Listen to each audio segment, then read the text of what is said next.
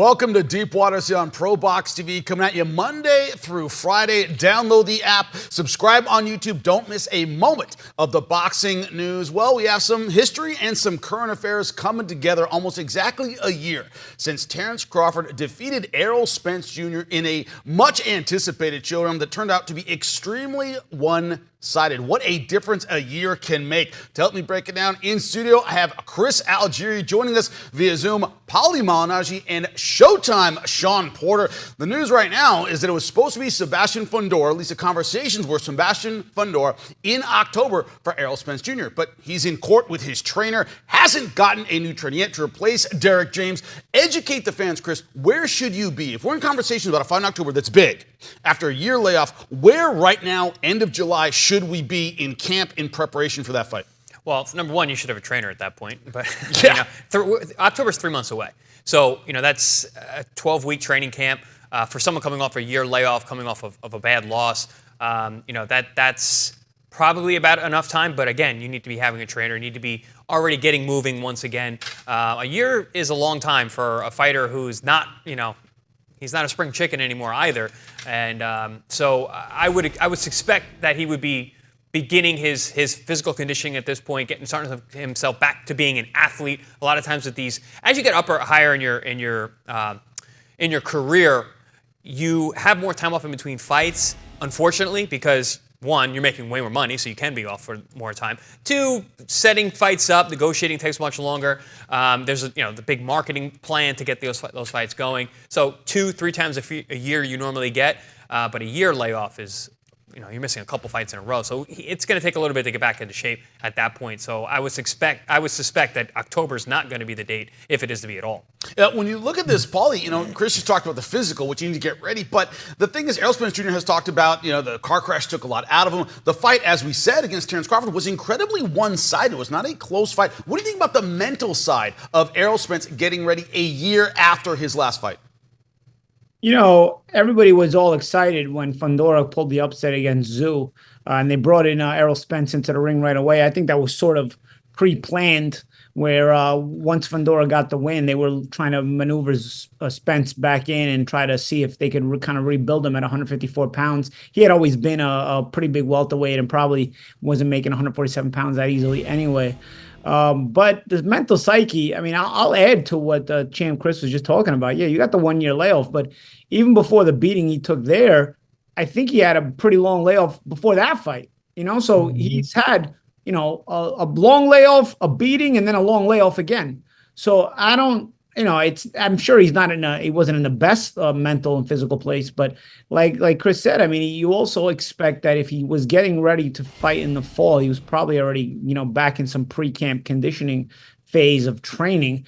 I would assume there's guys that stay in the gym all the time. I think as Errol got older, he definitely wasn't one of those guys. He didn't seem like one of those guys. If you saw him outside of camp, he didn't look like one of those guys that wasn't really in that good a shape.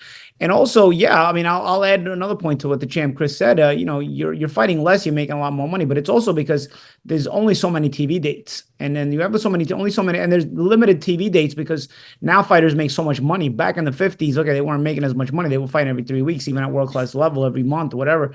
Now you're making so much money when you get to world-class level that there's only so many slots available. And, there's got to be other champions and other weight classes, contenders, so on and so forth. So you're also not going to get as much time. But definitely, yeah, you try to fight 2-3 times a year, even on a world-class level. So Errol is certainly even way, way behind on that kind of a schedule.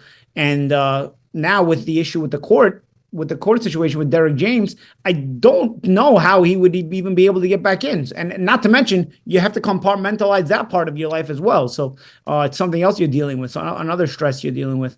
I don't know how much you can focus on training in general. So certainly there's a lot of talking points here. There's a lot to unpack here with this situation. Showtime, I don't know if you know Errol Spence Jr., if around any of his people, is it one of those things where you might advise, hey, straighten out your legal situation, get yourself mentally ready to go before you leap back into camp? One of the things about fighting is you're not a member of a football team where it's the team's job to get you ready. It is your job to get you ready. What's your thought on the advice moving forward? Do you take that time off to get everything settled? The funny thing is you got to take that time off to get everything settled. However, it's been over a year. And so it was like, how much more time can he afford to take off because of a legal situation, obligation, because of, obviously the health concerns as well. I know that he's taken enough time off from everything. It's kind of, to me, I hope you guys can chime in on this, but it's kind of a now or never situation to me, where it's get back in the ring now, or you're flirting with never getting back in the ring. He's already taken time off. The worst fight of his life. I can already imagine that was the worst fight of his life, amateur or pro, which I'm certain led to multiple worst days of his life. You know what I mean? So he's had a lot to come back from. If I was advising him, I'd say take the now, compartmentalize all of this as much as you can. Allow your legal people to deal with the legal issues that are going on. You deal with the fight. You deal with Fondora. Make the best of that fight, that experience that night, and then we'll move forward beyond that. That's what I would tell him. I would tell him that he's got to get back in the ring. It's now or never. When you look at the landscape of 154, we've done a who to man on it. All right, it's a packed division with a lot of great names. But as we said, Chris, in that who to man, Fundora is the funkiest, weirdest, hardest guy to get ready for. He's not a guy you can wing it against. He is tall. He is rangy. He is busy. The Tim Tszyu fight, very, very awkward. How do you deal with a guy like that when everything's up in the air? Getting a new trainer, is it that easy? Fill us in. Yeah, I mean, Fundora obviously is a very complicated opponent, and everything that we've been talking about puts Spence in a very complicated situation in terms of getting this fight. But Showtime, you made a really good point that has me thinking, because I've been in legal battles while getting ready for fights, and it did take a little bit of me out of the game, and I should have stepped aside in certain fights because of that reason, and I didn't, because I didn't really have the opportunity that a lot of these guys do. But also, Spence has been out for so long. I was active. I stayed active during my career for the most part during those times when, that I'm talking about. Him, man, being out of the ring, yeah, you're right. He does flirt with the never coming back, but also the opportunity that's in front of him. He gets to fight a two-belt holder right out of the gate. Spence is Mr. I don't do tune-ups, right? I don't do tune-ups. He goes right into a unification bout in a new weight class. The opportunity in front of him makes it puts him in a situation where it's like, hey, now or never, and this is the best opportunity I'm going to get. Might as well take it.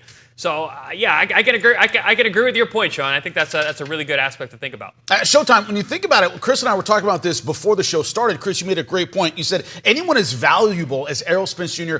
can have his pick of trainers, but is it that easy? Is that relationship before a big fight, how difficult is it to build? Showtime, tell me about it.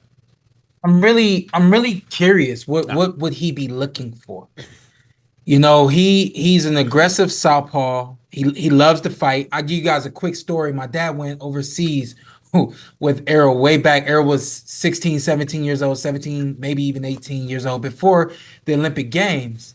And they went up against Russia. And after the first round, my dad told me that it was a really rough first round. And my dad felt that Errol was skilled enough that he didn't have to stand there and just fight with the guy. So Errol comes back to the corner. My dad looks at Errol and says, hey, man, you making this. That was a good first round. It's a close first round. But you made that first round a little harder than it needed to be. Take a step back. Use your jab. Circle the ring. You got more skills than this guy. He said, Errol looked at him and said, nah, coach, I got to fight him. I got to make him feel me. For someone who has that mentality of just simply fighting, who are you looking for? What are you looking for in a coach that can give you any more than what Coach Derek James gave you? I don't know what he's looking for. Maybe he's looking for that friend, mentor type of coach. I'm not sure what he's looking for, but to me, it doesn't seem like there's much required to fill the shoes of a Derek James if all you want to do is fight anyway. You need somebody that's going to get you in shape, who's going to give you a game plan, and then go get him. There's not much outside of that, and I'm sorry if I'm disrespecting him, but to me, it seems like he's a fighter. What more do you need from a coach that's going to give you any more than just telling you, hey, here's some of the X's and the O's, but you fight, so go ahead and do what you do. You talk about that coaching relationship, Paulie, but as Chris and I were talking about, against an awkward opponent, how important is that game planning aspect when it comes to getting ready for this particular opponent, whenever it is? I think when it comes to Errol's style, and I love the feedback that Sean the champ just gave us, because it really puts you into the mindset of the guy. Now, granted, it was half a lifetime ago, And people sometimes do change, but if you look at the way Errol's been fighting, he probably hasn't changed much because he still has been fighting in a manner his entire career where he's trying to make you quote unquote feel him, quote unquote. He's trying to break you, right? So I don't know, man. It's an interesting proposition. As far as Fundora, listen, I mean, I could go into the whole, he's tall, he's 6'5", he's this, but honestly, he doesn't fight that way, guys. I mean, I'm not gonna go back into this conversation. He wouldn't even have these belts if it wasn't for the ringside doctor in Vegas for that fight. I mean, that fight wasn't even going to be close, and then all of a sudden, it changed on its head. So I like Fundora. He's actually a fun fighter to watch, but he wouldn't even have these titles. He wouldn't have won a second of that fight, and he would have got stopped if that cut didn't happen, so, just like he was happening in the first 2 rounds. But so as far as game planning, I mean, Errol, it's kind of Errol's wheelhouse. He likes to go forward. He likes to, come forward, and Fundora is very, very hittable. He throws. Fundora is very offensive, so it makes the fight fun. But Errol, if Errol's power translates on 154 pounds and he just brings it, I don't know that there's a lot that Errol has to do. Honestly, bro, if Fundora was in this room with me right now and I just took this phone and flipped it back behind me, I would hit him. That's how easy he is to get hit. It's a big target, champ. Big target. You can close your eyes to hit him. He has no defense. Fundora's defense is horrible. He's a fun offensive fighter who actually chooses his shots very well on the inside. He's deceptively very, very effective on the inside. And I don't mean deceptive where it's not obvious. Obviously, it's obvious he's very good on the inside, but Fundora creates punch openings deceptively on the inside, and that's where he's effective. But defensively, he's horrible. On the outside, he's horrible. And so Errol loves to be on the inside. He's not going to have to work that hard to get on the inside. So I don't know that there's much game planning required for a guy who seems to maybe, based on the story Sean gave us, a little bit untrainable anyway as far as mentality is concerned. But I don't know, if you're not getting along with Derrick James, I assume there's, pressure trainers, that you go for. Paulie, you should train him. If it's not going to take much, just get the money, Paulie. Listen, I'm thinking like an Abel Sanchez, maybe. I don't know. Yeah. Even to Kenny Porter, honestly. But obviously, Kenny already has the story, so I already know he's not going to listen. So I don't listen. Champ, I agree with you. I think as soon as that fight ended, and I saw Errol in the ring with Fundora after the fight, I said, listen, if Errol Spence is not compromised from the accident and the beating that he took against Crawford, he beats Fundora. There's so many things that he does, and there's so many holes in the defense of Fundora. The body is really long. And Spence is a great body puncher on the inside. He's a break-you-down kind of guy. And I think if they go punch for punch, even at 154, I don't think Fundora is that crazy of a one-punch guy by any means. And yes, he showed some ability to box from the outside against Zoo, but Zoo was blind in the fight. He had so much blood in his eye, he was able to just stick there and use that jab, which he's never done before. That's why I disagree, because until Zoo was blind, he couldn't box on the outside. He tried. Yeah, well, that's why he started doing it, because that's when he actually could do it. He tried to box even in the first 2 rounds. If you watch, he was getting hit with right hands anyway. You know what I mean? So his boxing wasn't effective until there was blood and until he was blind. Exactly. Yeah, exactly. No, you made the point, champ. Yeah. But what I'm saying is, that's what I mean right there. So even if you say, "Oh, he's gonna box," he's not boxing. He's never boxed before that. I don't think he's. Yeah, exactly. But I think both guys are, and it's funny because Spence used to be able to box. He's done it before. We saw him box with Mikey Garcia beautifully. He's been that guy. But that story that you told Showtime from your father working his corner, that's really indicative of where Errol's mindset is at. And you saw that in fights. He kind of looked like he was the kind of guy, I want to beat you at your game. And with Fundora, it's the same game. And I think Spence is actually better at it. And like you mentioned, Fundora being so good on the inside. Yeah, he's good on the inside, but the thing about being a really tall guy fighting on the inside, it takes a long time to get back to home. And that leaves a lot of openings, which is exactly how Mendoza was able to knock him out. Guy like Spence, who runs those numbers on the inside, it's a really beneficial matchup for Spence. Again, as long as he's not compromised. Gentlemen, the other side of this equation, the fight was a year ago, and everything opened up for Terence Crawford. Already a star. You could argue he got that crossover ability to pick his shot. It's going to be Madrimov August 3rd. Turki Al-Sheikh, of course, putting that one on. When you look at this, Fundora is ordered to be his mandatory is supposed to be Crawford. Well, Crawford doesn't have to choose him if he doesn't want to. Chris, is this one of those cases where we want to get to an era in boxing where one loss isn't the end of the world? A lot of trainers, promoters are going to say, see what happened with that one loss? How one guy went forward, the other one took a gigantic step back. We don't want that one L. What's your thought on that? It's where the loss occurs really matters. And like if I had lost before I had gotten my world title fight, I wouldn't have got the world title fight. If I didn't have an O at the end of my record, I wouldn't have got that Ruslan Provodnikov fight. Right. Errol Spence got it at the highest of highs in the biggest fight on the biggest platform, and that really set him back. And it was a shellacking too. Yes, He didn't just get outpointed. and that's also how that O came about. Really matters, and it depends on a bad loss, a good. There are good losses. You can have a good loss and be like, well, he showed a lot of heart, or he kept it competitive with a very, very good guy, but he still came out with a loss. I think those kinds of losses are much easier to move on from than shellacking, like to use your word, the way that Crawford was able to beat on Spence in that way. I don't know. I think we got to get past the whole undefeated record thing and let guys take these risks. But you see situations like this, and like you said, it's going to make guys rethink. Champ. Guys, I agree with the champ there because it's fun for us as fans to talk about it this way, and he's 100% right. Where the loss happens matters, but even still, a loss still matters. It matters less if it happens at a higher level, but it still costs you to a degree. You're still going to go down a little bit. You're still going to have to take a step back.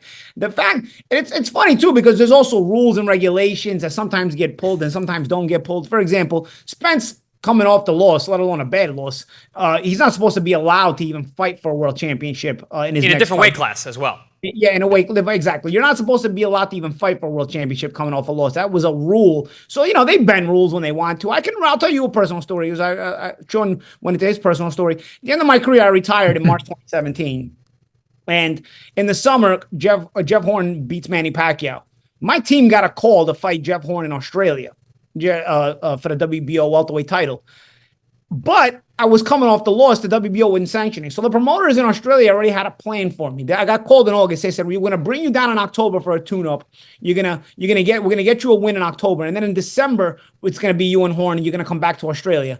I'm thinking about it. I'm like, dude, I mean, the money was decent, but it wasn't enough. I was like, dude, honestly, for that money, if it was in my backyard, yeah. But I was like, dude, but I got to go to Australia twice. I got to make weight twice in a weight that I can barely make to begin with. It's like, nah, I'm sorry, I can't do it. But you see, like now we're dealing with the same sanctioning body because Fundora's WBO and WBC title champion. All of a sudden, it's all good. If Spence is gonna fight for the world title coming off a loss, hey, we'll take this rule over here. We'll throw it out the window. We don't need this rule. It's all right. So it all politics plays. Politics plays a pretty big role in the whole winning and losing situation. Well, you talk about politics, Terence Crawford saying the same thing, that, hey, Fundora didn't want to fight me. He wanted to fight Errol Spence Jr. That fight might be falling through. That doesn't mean he can turn around and then fight me. It doesn't look like he has any interest in it. He's looking more toward Madrimov and then Canelo, kind of leaving Fundora outside and waiting until early next year. What's your thought on that, Showtime? When it comes to being Fundora, you don't have the muscle to make a big fight happen. A lot of times you're stuck waiting. What's your thought on that? Yeah, I didn't hear anything you said. I'm sorry. Sorry. Jimmy, I'll take Please, that question. Paul, you take it. I think when it comes to that situation, I think that Fundora is a guy who, I don't know, he has to, he's got to defend the title. He's got to be busy. He's got to take what comes his way. Maybe he didn't want Crawford. I don't know. Maybe it's true. Maybe what Crawford is saying is true. But honestly, I think it's more of a political thing with a PBC. The show was a PBC fight, and Fundora got the title, and so they're gonna match him with a PBC fighter. And do I think stylistically it's probably easier for Fundora to deal with Spence than Crawford? I mean, listen. Spence gets in your wheelhouse, it's probably a difficult fight if he's got anything left. But who wants to deal with Crawford? Crawford's the most difficult guy in the whole sport. So, I mean, yeah, to a degree, he might be right about, hey, this guy doesn't want to see me. That's why he's fighting Spence. But I don't know, man. Everybody has a price at the end of the day. I think if we're going to take it back to the win and loss conversation, I'll add this. Fundora is one of the more fun fighters to watch in the entire sport. So win or lose, he's going to give you entertainment. But I just don't think he's going to be winning that regularly at this level, but he'll make it fun. And sometimes he'll win and sometimes he'll lose. And I think that's what, if we're talking about wins and losses shouldn't matter, these guys should all fight each other, well, then Fundora should always be involved in these kind of fights. So, Showtime, very curious. Can you hear me? Make Yeah, sure I got you. All I'm right, sorry. so I'm no, don't worry sorry. about it. So what I want to know from you, what do you talked about it probably being the worst night of Errol Spence's professional and amateur career. What do you want to see out of a guy? Long amateur career, the golden boy as far as professional goes. They lose. What do you want to see in that bounce back fight, that bounce back training? What do you want to see out of a guy to make sure he's mentally there? You know, it's funny because when a guy comes back after a loss or a hard loss or something like that, and he come back with some adjustments and some things you've never seen before, you may read into it and you say, oh, that guy's afraid to get hit. Oh, that guy is gun shy now. Oh, that guy changed his style because he doesn't want to get roughed up anymore. You know, at the end of the day, I want to see Errol Spence Jr. beat Errol Spence Jr. The story that I told you guys is something that my dad told me years and years ago. My dad told me that story before Errol Spence Jr. even turned pro. And you can see sentiments of that in every single bit of who he is as a fighter. If Errol Spence doesn't come back aggressive, as he does, if he doesn't come back trying to get into the wheelhouse, trying to break guys down the way he used to, number one, I want to see from that standpoint is it true game plan or are you really just hesitant? But I think the best thing for Errol Spence Jr. is to come back, be himself, find out if he can be himself or not. You know, I think it's one thing to find out in training. I feel like I saw that with Daniel Jacobs, where he felt like he could come back, and in training it was one thing, but on fight night was something completely different. If you're training and you feel like your old self, that's cool. That's one thing. But if you can't get in the ring and be that old, get in your face, get up on you kind of dog that you've always been, then it's probably safe to say you're no longer that guy. And for Errol, if he's no longer that guy, we saw it with Terence. If he's taking shots, taking too many of them, he can be hurt. And so, you know, I think at this point, if he can't be himself, time to wrap it up. Sean, that's the you're thing. making me think today, Sean. You're really making me think with the Well, stuff you're That's saying. why we bring him in. That's why we bring Showtime in. All right, so now, okay, so Spence, is he the same guy? Are we not sure? If he can't beat Errol Spence, then, you know, Errol Spence doesn't really fit at this level anymore. Problem now is that Spence is going to have a whole new team. Who's going to be around to see that he's not Errol Spence anymore? Because you're always the last guy to realize, right? I'm not me. I feel great. I feel awesome. I'm good on the bag, blah, blah. You're fighting different. You don't really notice it. But your coaches are the guys who are around you, especially Derek James, who's been watching you since the amateurs. And he's the guy who looks at it and you go, hey, Errol, man, you're not the same guy. You know, Freddie Roach always tells that story about Eddie Futch telling him that he didn't have it anymore. And Freddie being like, no, and I'm going to go somewhere else, went to a different trainer and trained on, even though he already saw that the degradation was coming. So that makes me think, Sean, that Spence, this is getting more and more complicated the more we unravel it. Good. I got one more for you. Mm-hmm. You tell me what coach out there is going to come in and not try to give their own to Errol Spence. What coach is going to come in and just say, "Hey, you're a southpaw, you're aggressive. I'm gonna just work with what I got." Every coach is going to try to come in and polish something up and make it and add their flavor into it. But so also, that they how can much leave that. how much are you going to teach your old dog new tricks at this point? Yeah, well. but what coach isn't going to come in and try to do that? You know, There's a hefty price tag associated with coaching a guy like Errol Very Spence. true. But so they can say at the end of the day, look what I did for Errol Spence. Look how good Exactly. his defense is because I'm a great coach. A lot of layers to it. That's why we're here Monday through Friday on Deep Waters. Check us out tomorrow as always and enjoy the fights this weekend. Wednesday Night Fights. Dynamite action on Wednesday Night Fights every other Wednesday on your boxing channel. Coming up on your next Wednesday Night Fights, July 31st, ProBox veterans Alberto Palmetta and Jesus Sriracha return to battle it out in the main event. Live from the ProBox Event Center in Plant City. Get your tickets at proboxtv.com or take your chances at the door. Wednesday Night Fights. For more ProBox TV, scan the QR code on the screen or go to the App Store and Google Play. ProBox TV, your boxing channel.